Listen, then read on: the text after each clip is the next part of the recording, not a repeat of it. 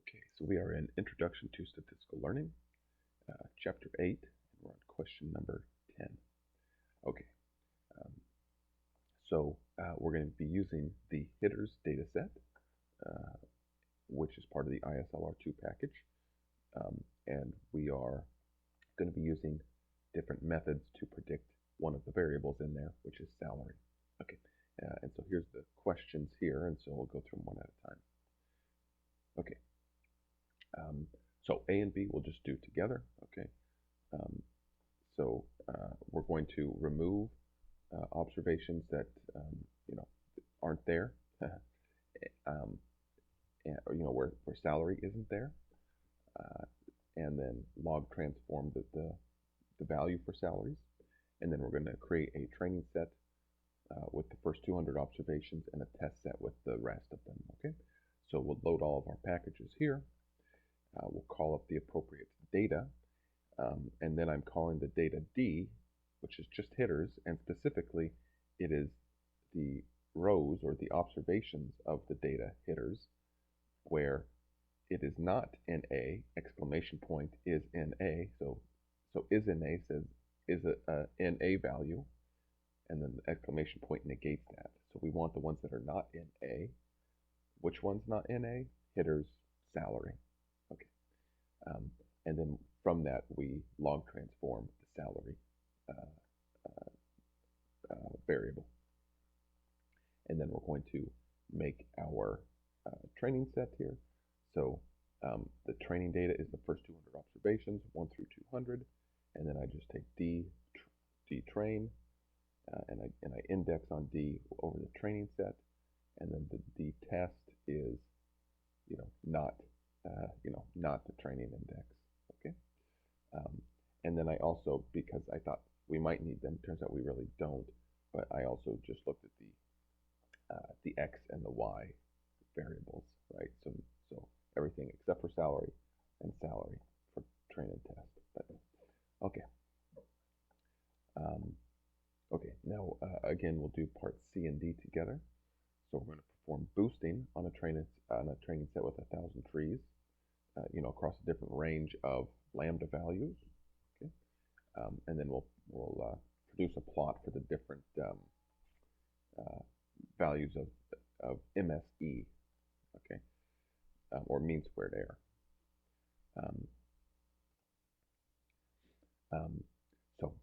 So we'll find the MSE for the training set, and then the next part is to do it for the test set here. Okay. So we need to make sure that we have the GBM package up. And then I'm going to predefine a set of lambdas here. And so, you might define these in different ways. But I just have going from 0 to 1 by 1/100th. Okay.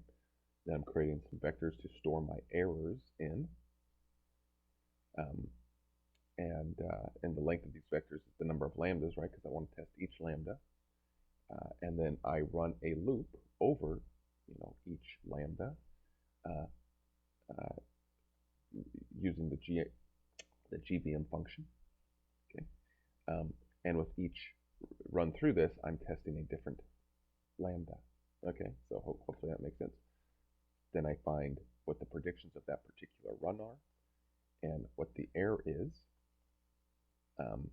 And then I look for the predictions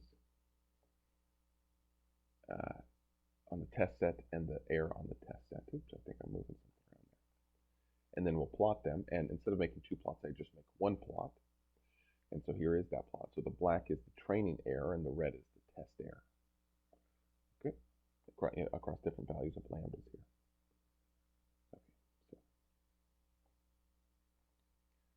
Okay, part E, so we're going to compare the test mean squared error of boosting to the test mean squared error that results from applying, some regression approaches that are seen in Chapter 3 and Chapter 6, where in Chapter 3 we're just using basic linear regression, and then in 6 we use, some shrinkage methods,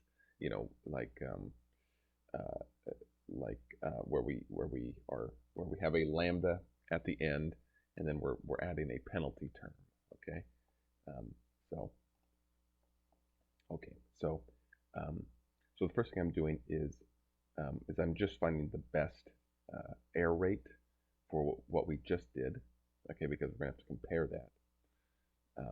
Now, the first regression I'm using, from prompted by the question, 2 different regression approaches, is just the normal regression, okay? So I'm just using the LM function and regressing salary on everything else, find the predictions, get the mean squared error. Okay, and we'll look at that in a second. And then here, in the next part, I'm going to use a penalized regression, and so I'm going to use the lasso, but there would also be ridge regression. And so I need the GLM net package, and I need to format the data in a particular way, which is all that this is doing here. And so then I run it, and it tests different values of the penalty term, and then we find the best one, and then we predict it, and then we find out what the mean error is, mean squared error. And then here, I'm just comparing the 3. Okay, so here we have the best boosted model, we have the linear regression model, and the penalized regression model. Okay, so in this case, the best boosted model is doing the best. Okay. In part F, we are to find which variables are most important for the boosted model. Again, we have a lot of models going on, but the boosted model is the first one that we did, okay, up here. All right. And so for this, I'm just calling up the GBM function, in fact, the exact same GBM function that we used in the for loop up here. Okay.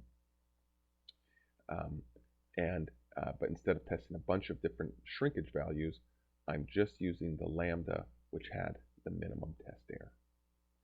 Okay, and then if we just call up summary, we get these different numbers here, and that's fine. I think it even gives it to us in order, so that's nice, and we also get this nice little plot. Okay, so which ones are important? Well, here's the ranking of their importance. To say which ones are important or not, you'd have to dichotomize it and draw a line somewhere and say these are important, these aren't, or do more rigorous testing. Okay. Okay, now finally, so we want to apply bagging to the training set. So we were doing boosting, and now we're doing bagging. So we're just going to run our bagging here, and we find our predictions, and then our mean squared error, and we get a mean squared error of 0.23, which in this case, if we go back up, is performing the best of the different models that we tried. So interesting. Okay, that is it for question 10.